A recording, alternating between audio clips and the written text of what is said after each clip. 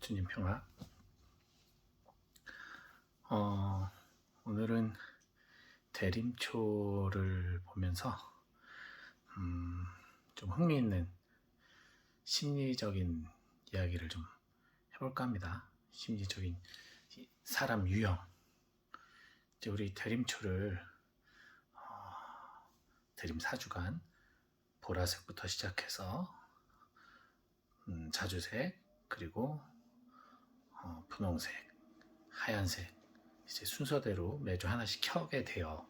이 초 하나가 이제 천년을 의미하는 이 사주간을 상징하는데, 점점 색이 옅어지면서 우리가 죄로 물들었던 마음을 회개하는 의미죠.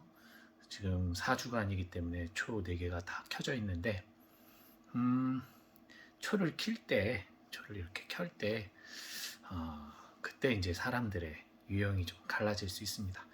사실 가장 보편적이고 가장 일반적인 대부분의 사람들은 가장 첫 주 때부터 켰던 짙은 보라색 초부터 켜요. 순서대로 켜게 됩니다. 그냥 학습되어 왔고 습관화되어 왔고 일반적이기 때문에 아무 의심 없이 그렇게 켜요. 일반적으로 살아가는 모든 사람들의 보편적인 모습이라고 할 수 있습니다. 규칙이 있으면 규칙을 따라가는 사람들, 안정적인 것을 좋아하는 사람들이죠. 근데 다른 유형이 있어요.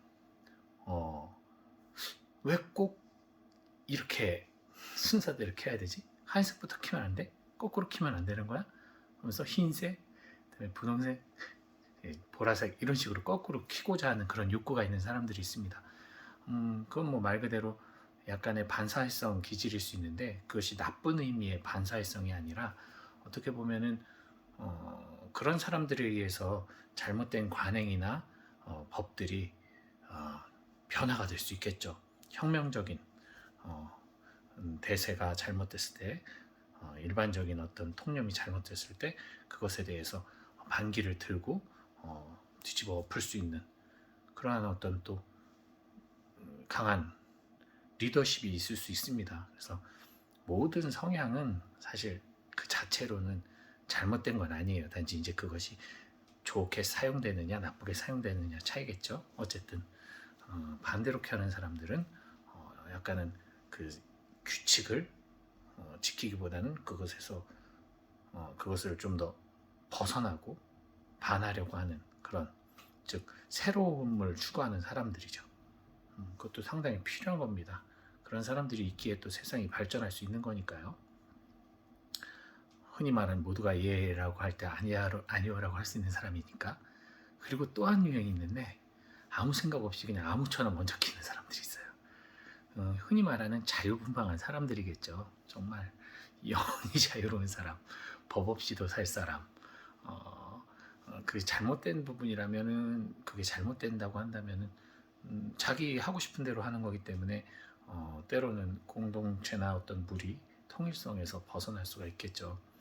그런 부분에서 이제 좀 약점이 있을 수 있지만, 그 자유로움은 어떻게 보면은 사람들과의 관계 안에서 피해를 주지 않는 선에서는 정말 나에게 스트레스나 부담이나 고통을 주지 않는 거예요. 우리 신앙생활에 있어서 외적으로는 그 어떤 신앙 전례와 또 가르침에 순응하면서 살아가지만, 내 내면은 자유롭게 신앙생활을 해야 되잖아요. 그래야지 무슨 신앙생활하면서 스트레스 받을 이유는 하나도 없기 때문에 자유로운 마음. 그래서 초를 그냥 아무렇게 키는 사람들 보면 진짜 이렇게 겉으로 볼 땐 저 왜 이렇게 생각 없냐? 그렇게 보일 수도 있지만, 생각 없다라기보다는 뭐 그런 경향도 있을 수 있겠지만, 그런 어떤 규칙과 규율에 얽매이지 않고 정말 지금 이것이 필요한 것에 대해서 내가 기쁘게 행동하는 사람들. 근데 여러분도 아시겠지만 국가도 그렇고 사회도 그렇고 어느 정도 획일화된 규정과 규율이 있기 때문에, 그리고 대부분의 사람들은 어떤 욕구가 있음에도 불구하고 그것을 지키려고 노력하고 또 그렇게 살아가는 사람들이 절대 다수라서, 아까 말한 그것에 반대하는 생각을 갖는다거나 그것의 틀을 벗어난 사람들에 대해서 상당히 이질적으로 바라보고 그들이 뭐 잘못됐다, 틀렸다라고 바라볼 수 있는데, 저는 그 부분에 대해서 사회가 어느 정도 그 사람들이 나쁜 마음을 먹는 것이 아니라면 수용해주고 감싸주고 더불어 함께 가는 그런 세상이 될 때 더욱더 사회가 유기적으로 획일화되지 않고 자연스럽게 발달할 수 있지 않을까. 즉 그들의 의견을 무시하거나 폄하하지 않고 그들의 의견도 의견으로 받아들이고 단지 어떤 것이 더 가치가 있고 어떤 것이 더 의미가 있고 본질적인 것을 살펴봐서 수능하는 것이 맞다면 그렇게 가는 게 옳은 거죠. 그렇게 공동체가 서로 화합을 해야 되는 것 아닐까 싶습니다. 그런 면으로 봤을 때 신앙생활도 마찬가지인 것 같아요.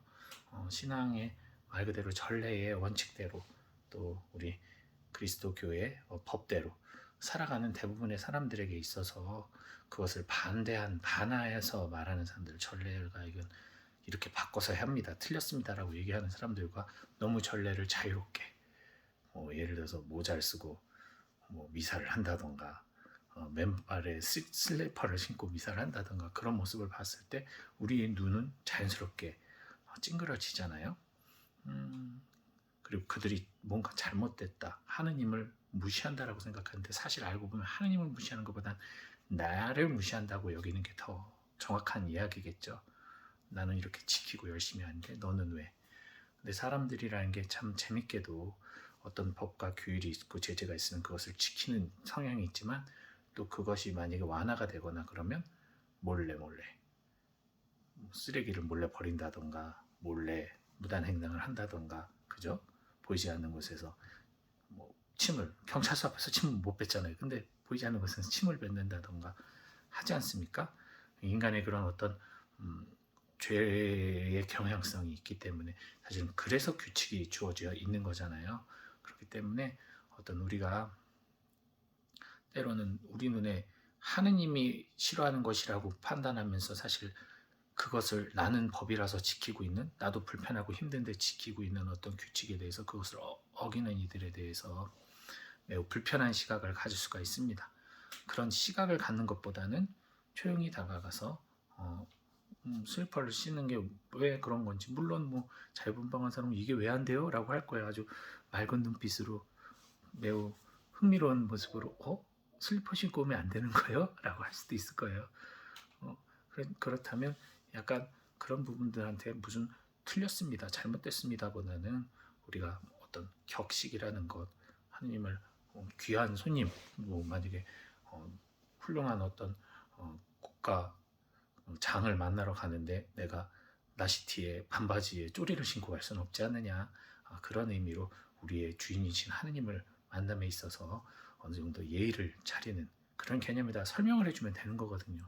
그건 안 됩니다, 무조건 정장을 입어야 됩니다라고 설명하는 것이 아니라, 그래서 그런 것들, 그리고 흔히 말하는 아까 거꾸로 초를 키는 사람들, 흔히 말하는 좀 흘러가는 통념에 반대되는 생각들을 하는 분들에 대해서는 우리가 특히 더 강한 반발심과 좀 불편함을 갖고 있어요. 그것을 느끼기 때문에 그런 생각을 하는 사람들은 실질적으로 그 누가 뭐라고 하지도 않았음에도 불구하고 때로는 초를 반대로 켜볼까? 그런 생각을 하면서 이렇게 키면 또 사람들이 날 얼마나 이상하게 보겠어.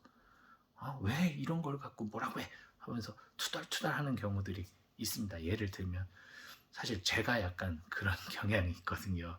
제가 좀 이렇게 사람들이 당연하다고 여기는 어떤 관습이나 그런 것이 그것에 반대로 해도 상관이 없는데, 예를 들어서 무슨 초는 안에서 바깥으로 켜야 된다던가, 그죠?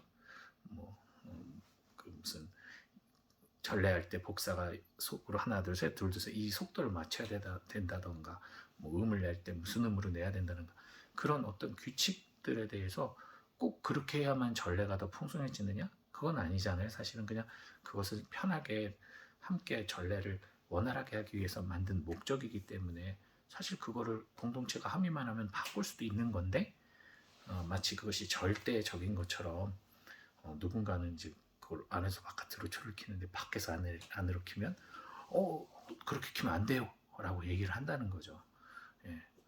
그 어떤 의미를 만들어 가면서, 그래서 그런 부분들에 대해서 제가 반감들이 있다 보니까 때때로는 그런 생각이 올라올 때 아무도 뭐라고 하지도 않았음에도 불구하고 제가 막 이렇게 분노하거나 혹은 사람들의 그런 획일된 생각에 대해서 언짢아할 때가 있더라고요.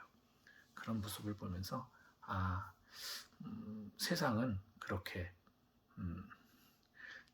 기본적 자신들이 생각하는 틀에서 벗어나는 것에 대해서 마치 세균이나 바이러스가 우리 몸에 들어오면 이질적인 어떤 것이 들어왔을 때 온몸이 그것을 방어하고 거부하듯이 매우 불편해하는구나. 예수님도 사실은 그 시대에는 그런 바이러스 세균처럼 여겼어요. 그 당시 종교 지도자들에게 의해서는. 왜냐면은 밖에 나가면 손을 씻어야 되고 노그릇 닦아야 되고 발에 먼지를 털어야 되고 여러 가지 율법적 규율이 있었는데 예수님 그걸 안 지켰거든요. 그럼 그걸 왜 지키냐? 그게 중요한 게 아니다. 본질이 뭔데? 사람을 위해 안식일이 있는 거지 안식일을 위해 사람이 있는 게 아니잖냐? 얘기를 하시잖아요. 정반대 얘기를 하신단 말이죠. 그들에게 있어서 매우 매우 불쾌한 이야기였던 거잖아요. 그래서 뭐 지금 제 이야기를 정당화시키려고 한다기보다는 어떤 그런 의미로 봤을 때 우리가 그렇게 생각하는 사람을 설득하려 하기보다는 그 사람이 생각하는 어떤 것이 어떤 것인지도 들어보고 그럴 수도 있구나 하면서 포용을 할 수 있다면 정말 서로가 그렇게 서로 대화를 하면서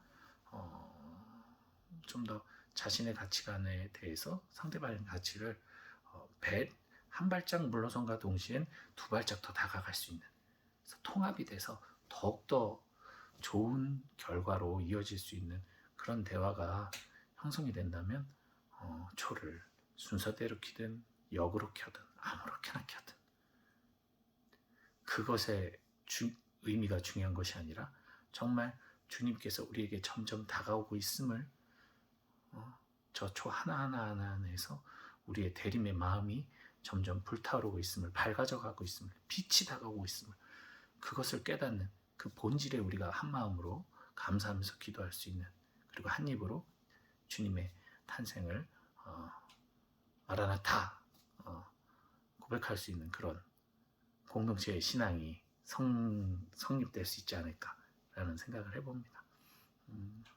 아름다운 대림초와 함께 여러분 오늘도 좋은 밤 되시고요. 주님 평안.